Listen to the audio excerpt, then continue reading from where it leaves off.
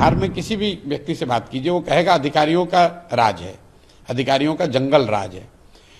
आखिर लोगों को ये विचार करने की बात है कि अधिकारियों का जंगल राज हुआ कैसे, कि जो स्थिति है शारीरिक मानसिक, उसमें वो बहुत सक्रिय हैं नहीं। तो जो उनके इर्द गिर्द के सलाहकार हैं वही लोग चला रहे हैं कि वो लालू जी के लड़के हैं, इससे ज़्यादा उनकी कोई पहचान नहीं है। तो भाई लालू जी के लड़के हैं, इसमें तो कोई फर्क है नहीं। मैंने कहा कि वो 9th पास नहीं किए हैं, 9वां फेल है। तो भाई ये तो सत्य बात है कि बीजेपी का खुद का बीजेपी का कार्यकर्ता, एक एक कार्यकर्ता मान रहा है कि नीतीश जी के नाम पर चुनाव लड़कर जीत नहीं सकते हैं। लेकिन देखिए, कभी कभी नियति भी अपने तरीके से काम करती है। बीजेपी की मजबूरी ये है कि वो नीतीश को मुख्यमंत्री के पद से हटा नहीं सकते हैं, क्योंकि उनको दिल्ली में सरकार चलानी है, और उनको यह भी पता है कि नीतीश को मुख्यमंत्री रहते वो बिहार में चुनाव जीत नहीं सकते हैं। पॉलिटिकल पार्टी में आप लोग टर्न अराउंड होने वाले हैं, क्या होगा, कैसा स्ट्रक्चर होगा जन स्वराज का, क्या ये एक पॉलिटिकल रेवोल्यूशन होने वाला है बिहार में, क्या कहेंगे इसके बारे में आप? नहीं, रेवोल्यूशन की तो कोई बात नहीं है। जैसा मैंने बताया है कि जन स्वराज अभियान के शुरुआत में ही ये कहा गया था कि एक इसका महत्वपूर्ण पड़ाव, एक महत्वपूर्ण उद्देश्य ये है कि बिहार में विकल्प के अभाव में जो पिछले 25-30 सालों से लोग मजबूरी में लालू जी के डर से भाजपा और भाजपा के डर से लालू जी को वोट देते रहे हैं, वो मजबूरी राजनीतिक बंधुआ मजदूरी खत्म हो। इसके लिए जरूरी है कि बिहार के लोग मिलकर एक बेहतर विकल्प बनाएं, और वो विकल्प जब बने तो वो विकल्प किसी व्यक्ति का ना हो, जाति किसी परिवार का ना हो, बल्कि बिहार के उन सारे लोगों का दल हो जो मिलकर इस दल को बनाना चाहते हैं। तो 2-2.5 साल के बिहार के इस अभियान के एक चरण की एक तरह से आप समझिए कि समाप्ति हो रही है, और उसका प्रतिफल है कि 2 अक्टूबर को बिहार में 1 करोड़ से ज़्यादा लोग मिलकर इस दल का नींव रख रहे हैं। 2 तारीख को दल की घोषणा, औपचारिक घोषणा होगी, दल के नाम की, दल के संविधान की और उसके प्रावधानों की, और दल के साथ साथ दल के लीडरशिप की। क्योंकि जैसा कि मैंने शुरू से कहा है कि मुझे दल का नेता नहीं बनना है, तो और दल का नेता उसको बनाया जाएगा जिसको बिहार की जनता नीचे से, जो 2-2.5 साल हम लोगों ने प्रयास किया है, समाज में बात करी है, तो जिस किसी को भी समाज ने चुना है, जिस किसी को भी लोगों ने बताया, जिस किसी ने भी समाज में वो परिश्रम पराक्रम काम किया है, उसके आधार पर उनका सिलेक्शन हुआ है। 2 तारीख को आपको दिखेगा कौन लोग चुन कर आए। आपकी भूमिका क्या होगी? आप कह रहे हैं कि आप ना अध्यक्ष रहेंगे ना कुछ रहेंगे। हमारी भूमिका, देखिए, सबसे बड़ी हमारी भूमिका इससे जुड़ी है कि सबसे बड़ी चुनौती क्या है। दल बनाना सबसे बड़ी चुनौती नहीं है, दल का नेता बनना भी सबसे बड़ी चुनौती नहीं है, और मेरे नज़रिए से चुनाव जीतना भी सबसे बड़ी चुनौती नहीं है। सबसे बड़ी चुनौती है समाज को बताना, जगाना, समझाना कि आपने अब तक जातियों पर वोट दिया, 5 किलो अनाज के लिए वोट दिया, आपने मंदिर मस्जिद के लिए वोट दिया, आपने मोदी लालू नीतीश के लिए वोट दिया, आपने नेताओं के बच्चों के लिए वोट दिया, लेकिन अभी तक बिहार में आपने कभी भी अपने बच्चों के पढ़ाई और रोजगार के लिए वोट नहीं दिया। उनको ये बताना, समझाना कि भाई आप अपने बच्चों की पढ़ाई और रोजगार के लिए वोट दो, वोट चाहे जिसको भी देना है दो, लेकिन वोट अपने बच्चों के लिए दो। तो ये जो जिम्मेवारी मैंने ली है, उसके तहत मैं पैदल गांव-गांव जाता हूं, लोगों को समझाता हूं, और वो यात्रा रुकेगी नहीं। वो यात्रा इलेक्शन से नहीं जुड़ी हुई है, वो बिहार के सुधारने के मेरे संकल्प से जुड़ा हुआ है, और यात्रा तब तक चलती रहेगी जब तक बिहार के लोग ये समझ न लें, बिहार के लोग इस परिकल्पना से जुड़ न जाएं, और जुड़कर अपने बच्चों के लिए एक बेहतर व्यवस्था न बना लें। दल बन जाएगा, दल की लीडरशिप आ जाएगी, वो लोग दल को चलाएंगे। मैं जो काम पिछले 2 साल से कर रहा हूँ वही काम आगे करूँगा। मैं अभी अररिया सुपौल के इलाके में पैदल चल रहा हूँ। 2-3 दिनों के बाद मैं फिर वापस जाकर वहीं से पैदल चलना शुरू करूँगा, और आने वाले चाहे 1 साल लगे, 1.5 साल लगे, 2 साल लगे, जब तक बिहार के गांव-गांव जाकर लोगों को समझाना लें, तब तक पदयात्रा जारी रहेगी। 2025 में अगर जन स्वराज को आपके मुताबिक अगर सफलता नहीं मिलती है, उसके बाद आप क्या करेंगे? क्या ये यात्रा उसके बाद भी शुरू रहेगी? देखिए, 2 बातें हैं। मेरा जो संकल्प है बिहार को सुधारने का, वो जन स्वराज की चुनावी सफलता और विफलता से नहीं जुड़ा है। अगर मान लीजिए कि जन स्वराज को चुनावी सफलता मिल भी जाए उससे बिहार सुधर जाएगा ये जरूरी नहीं है। दल तो हर बार जब चुनाव होता है कोई ना कोई दल जीतता ही है। चुनाव जीतना कठिन है, लेकिन चुनाव अच्छे लोगों के साथ जीतना उससे भी ज्यादा कठिन है। तो मेरी भूमिका है कि जन स्वराज एक ऐसी व्यवस्था बने जो अच्छे लोगों की, सही लोगों की व्यवस्था हो, जो जब जीत कर आए तो सिर्फ विधायक और सांसद बनाने वाली मशीनरी न बने, बिहार के लोगों के जीवन में परिवर्तन लाने वाली व्यवस्था बने। और उस नजरिए से मेरा प्रयास 2025 से नहीं जुड़ा हुआ है। जैसे अभी दल बन रहा है, फरवरी मार्च के महीने में दल का एजेंडा जारी होगा, जो बिहार के सुधार का ब्लूप्रिंट है, विजन डॉक्यूमेंट है, वो जारी होगा। 25 के अक्टूबर नवंबर में चुनाव भी होगा। ये महत्वपूर्ण पड़ाव हैं, लेकिन ये यहाँ पहुँचना ये सपना नहीं है। दल बनाकर चुनाव जीतना सपना नहीं है। सपना तो ये है कि एक ऐसा बिहार बने जहाँ हरियाणा, पंजाब, महाराष्ट्र, गुजरात से, अन्य राज्यों से लोग आकर रोजी रोजगार करें। उतना उन्नत, उतना विकास, उतना विकसित बिहार बने, वो सपना है और उसके लिए प्रयास जारी है। नीतीश कुमार से जुड़ा एक सवाल है। आपने कहा कि 4 सलाहकार मिलकर उनको गाइड कर रहे हैं, बिहार चला रहे हैं। 2020 में 3 बार उनका कॉल भी आया रिजल्ट के दिन, आपने मना भी किया, फिर भी वो सीएम बने। क्या उनका रेलेवेंस आज के बिहार के पॉलिटिक्स में है, और वो नहीं रहेंगे तो आप किसे सक्सेसर मानते हैं जेडीयू का? नहीं, देखिए, जदयू का, जब जदयू दल ही नहीं रहेगा तो जदयू का सक्सेसर क्या होगा? नीतीश कुमार का जो दल है, मैं उस दल में रहा हूँ, नीतीश कुमार के साथ काम भी किया है मैंने। उस दल की पूरी पूंजी नीतीश कुमार है। जब वही खत्म हो गई तो ब्याज से कैसे चलेगा?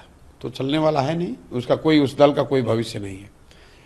जहां तक मैंने आपने जो कहा सलाहकारों की बात, मैंने ये कहा कि आप बिहार में किसी भी व्यक्ति से बात कीजिए, वो कहेगा अधिकारियों का राज है, अधिकारियों का जंगल राज है। आखिर लोगों को ये विचार करने की बात है कि अधिकारियों का जंगल राज हुआ कैसे? नीतीश कुमार तो पहले भी मुख्यमंत्री थे। हुआ ऐसा है कि नीतीश कुमार ने पिछले कुछ सालों से विधायकों के बजाय, मंत्रियों के बजाय, पंचायती राज से जुड़े हुए लोगों के बजाय, अपने कार्यकर्ताओं के बजाय पूरी व्यवस्था अपने चंद 2-4 सलाहकारों के हवाले कर दी है।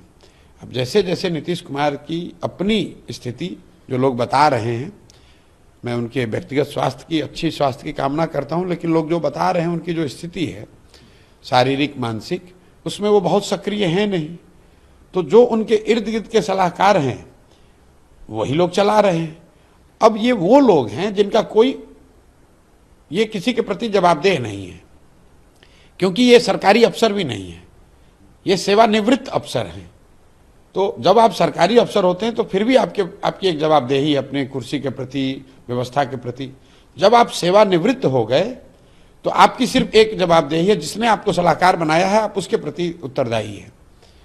आपने कोई राजनीतिक पद आपका है नहीं, जनता ने आपको मैंडेट दिया नहीं है, सरकारी नौकरी के वजह से जो आपको पावर मिलता है वो है नहीं। आप सरकारी नौकर थे, नेताजी ने आपको सलाहकार बना दिया, तो आप एक तरह से एक्स्ट्रा कॉन्स्टिट्यूशनल अथॉरिटी के तौर पर काम कर रहे हैं। और इसी वजह से इन्हीं 3-4, अब इनका कोई ना जनता से सरोकार है, ना इनको सरकारी व्यवस्था से कोई सरोकार है। ये स्वच्छंद व्यवस्था बना ली इन्होंने, इसीलिए पूरे बिहार में आपको अधिकारियों का बोलबाला दिख रहा है। जो अधिकारी चाहेगा वही होगा। नीतीश जी के बाद जेडीयू समाप्त। भाई हम थोड़ी ना कह रहे हैं, तो आप घर कर, अब देखिए, जो 3 चीजें अभी बिहार के समाज को आंदोलित किए हुए है, उद्वेलित किए हुए है। एक है शराबबंदी, दूसरा है जमीन का सर्वे, और तीसरा है स्मार्ट मीटर। कोई भी नेता, चुना हुआ नेता, इस बात का संज्ञान लेता, सही या गलत इस पर कुछ टीका टिप्पणी करता।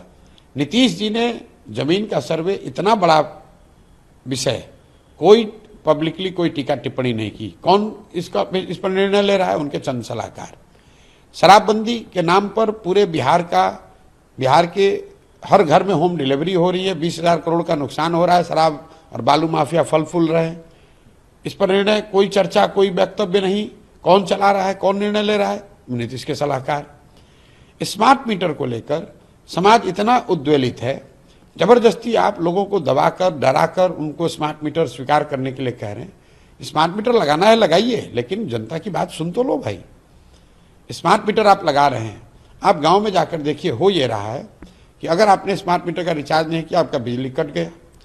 10 दिन के बाद अगर आपने पैसा जुटाकर मीटर को रिचार्ज करा लिया, लेकिन जो आपका फिक्स्ड कॉस्ट है वो लगना ही लगना है। तो 10 दिन के बाद जब आपने रिचार्ज कराया 1000 से, तो जो फिक्स्ड कॉस्ट है उसका 400-500 रुपये आपका कट गया, तो एक्चुअल रिचार्ज आपको 400 रुपये ही मिला। लोग नीचे परेशान हैं कि भाई एक तो पैसा नहीं उसके लिए, स्मार्ट बिजली कट गई। जब उसने पैसा जमा करके उसको रिचार्ज कराया तो आधा या आधा से ज़्यादा पैसा आपके फिक्स्ड कॉस्ट का की तरफ, मान लीजिए 15 दिन लग गया तो आधे महीने का फिक्स्ड कॉस्ट तो उसका ऐसे ही कट गया। तो इस तरह की जो बात है, एक तो निर्णय सही है गलत है एक बात है, दूसरा लोकतंत्र में जनप्रतिनिधियों का काम क्या है कि कम से कम जनता की बात आप सुनिए तो सही, और ये कोई सुनने वाला ही नहीं। आप मुझे बताइए नीतीश कुमार के पिछले 2 महीनों में कोई पब्लिक में कोई उन्होंने बयान दिया हो? 4 नेता 4 सलाहकार उनको घेर कर ले जाते हैं, कुछ चंद लोगों से वो बातचीत करते हैं और फिर वहां से कोई पब्लिक में बयान नहीं, कोई पत्रकारों से बातचीत नहीं, किसी से कोई सरोकार नहीं, इसीलिए ये दुर्दशा हो रही है। आप आरजेडी लालू यादव और तेजस्वी यादव पर सीधा अटैक करते हैं, तेजस्वी की क्रेडिबिलिटी पर भी सवाल खड़े करते हैं। आपको क्या लगता है कहीं ये आप पर नुकसान तो नहीं हो जाएगा जिस तरीके से मैं देखिए, आप जो कह रहे हैं उनकी किस क्रेडिबिलिटी को उन्होंने एस्टेब्लिश किया है जिसको मैं क्वेश्चन कर रहा हूं। मैंने कहा कि वो लालू जी के लड़के हैं, इससे ज्यादा उनकी कोई पहचान नहीं है। तो भाई लालू जी के लड़के हैं, इसमें तो कोई फर्क है नहीं। मैंने कहा कि वो 9th पास नहीं किए हैं, 9वां फेल है, तो भाई ये तो सत्य बात है।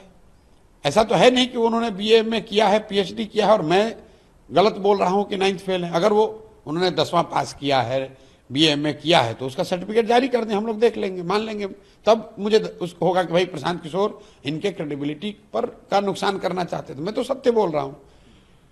कई लोग ये भी कहते हैं भाई बिना पढ़ा लिखा आदमी भी तो बहुत समझदार हो सकता है, समाज में उसका योगदान हो सकता है। बिल्कुल हो सकता है, लेकिन अगर मान लीजिए आप नहीं पढ़े लिखे तो समाज में आपका क्या योगदान है वो बता दीजिए।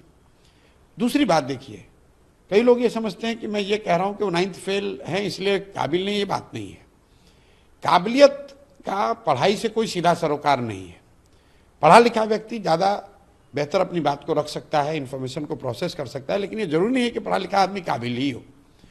ये बहुत हद तक संभव है, बिना पढ़ा लिखा आदमी भी काबिल हो सकता है। लेकिन मुख्यमंत्री के लड़के रहते हुए अगर आप स्वयं 9th भी पास नहीं करते हैं तो ये दिखाता है कि शिक्षा को लेकर आपकी खुद की सोच, क्षमता से ज्यादा आपकी सोच क्या है।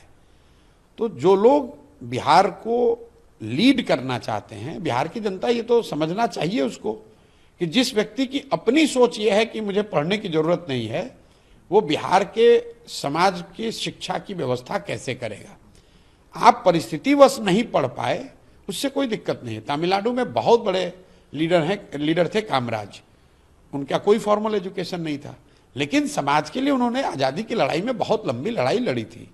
और जब वो मुख्यमंत्री बने तो बच्चों की पढ़ाई के लिए उनकी बहुत बड़ी सोच थी। यहां पर तो पढ़ाई का कोई महत्व ही नहीं है। मैं उस सोच को चुनौती दे रहा हूं कि भाई आप ना खुद पढ़े, ना पढ़ाई की महत्ता को समझ रहे हैं, तो पूरे बिहार को अनपढ़ और मजदूर बनाने का ही आपके पास तरीका है, और दूसरा आप करना क्या चाहते हो।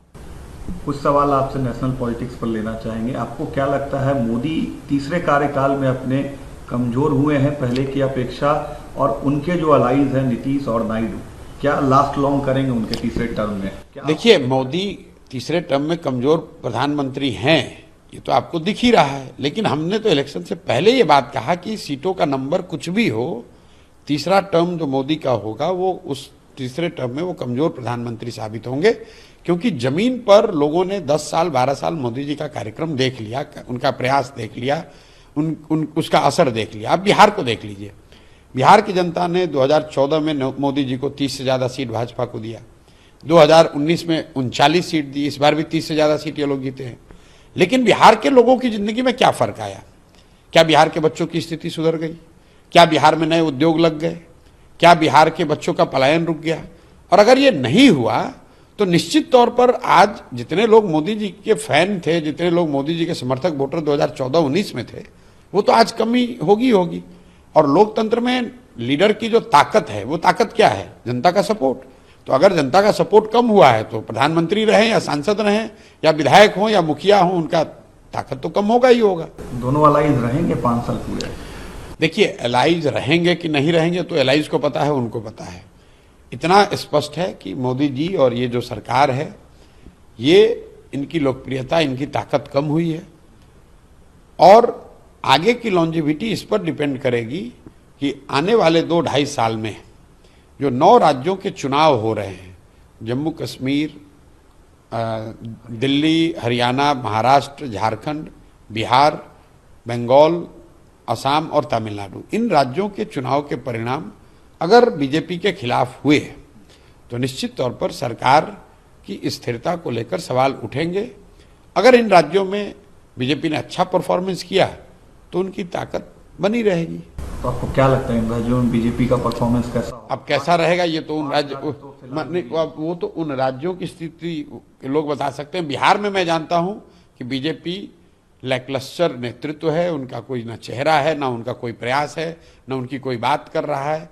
उन लोगों ने अपना नेतृत्व नीतीश जी के हवाले करके छोड़ दिया है, जबकि बीजेपी का कार्यकर्ता, एक कार्यकर्ता मान रहा है कि नीतीश जी के नाम पर चुनाव लड़कर जीत नहीं सकते हैं। लेकिन देखिए, कभी कभी नियति भी अपने तरीके से काम करती है। बीजेपी की मजबूरी यह है कि वो नीतीश को मुख्यमंत्री के पद से हटा नहीं सकते हैं, क्योंकि उनको दिल्ली में सरकार चलानी है और उनको यह भी पता है कि नीतीश को मुख्यमंत्री रहते वो बिहार में चुनाव जीत नहीं सकते हैं।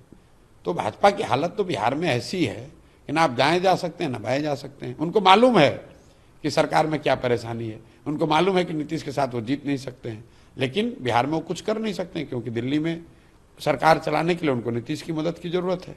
मोदी के तीसरे कार्यकाल का 100 दिन का जो काम है उसको कैसे देखते हैं? उन्होंने जो प्रॉमिस किया था, क्या उन्होंने पूरा किया है? भाई, उन्होंने क्या प्रॉमिस किया था पहले मैंने ध्यान भी नहीं दिया, और उन्होंने क्या किया नहीं किया मेरा उससे कोई सरोकार नहीं है।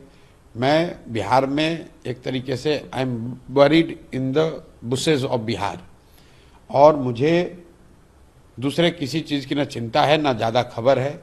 100 दिन कब हुआ मुझे ये भी नहीं मालूम है। 100 दिन में उन्होंने क्या किया नहीं किया, कम से कम बिहार में तो कुछ नहीं दिखा। अगर बिहार में कुछ दिखता तो मैं आपको जरूर बताता। बिहार में तो यही दिखा कि जो थोड़े बहुत उनके समर्थक हैं वो भी अब उसको छोड़कर, हताश होकर धीरे धीरे जनस्वराज की ओर जा रहे हैं। अगले सवाल लेंगे। राहुल गांधी का जो रिबॉर्न हुआ एज अ एलओपी, कैसे देखते हैं आप? नेशनल पॉलिटिक्स में कुछ इम्पैक्ट उसका? नहीं, निश्चित तौर पर कांग्रेस की जो दशा या दुर्दशा थी उसमें थोड़ा सुधार हुआ है। अगर आपके 50-55 एमपी थे वो बढ़कर 100 हो गए तो निश्चित तौर पर आपकी ताकत बढ़ी है। और जो पिछले 1.5-2 साल से राहुल गांधी ने अपने तरीके से जो प्रयास किया है उसका भी उनको फायदा मिला है। और इसका फायदा ये है कि कांग्रेस में उनका नेतृत्व अब पूरी तरीके से स्टैब्लिश्ड है। जो कांग्रेस पार्टी है, उसके जो लीडर हैं, कार्यकर्ता, समर्थक हैं, उनको ऐसा लगता है, शायद वो विश्वास भी उनको, कि राहुल गांधी कांग्रेस को आगे लीड कर सकते हैं, कांग्रेस को वापस उसके ग्लोरी डेज में ला सकते हैं। उस बात को राहुल गांधी के अपने 2 साल के प्रयास ने सेटल कर दिया है। लेकिन राहुल गांधी कांग्रेस के लीडर एस्टेब्लिश हो गए हैं, देश के लीडर अभी नहीं हुए हैं, क्योंकि उन्हीं के पार्टी की, उनकी जो दादी थी इंदिरा जी की जब जीवन में सबसे बड़ी हार हुई 1977 में, तो मुझे लगता है कांग्रेस को उस समय 154 सीट कांग्रेस पार्टी को मिली थी। तो इंदिरा जी के जीवन की सबसे बड़ी हार में कांग्रेस को 154 सीट मिला था।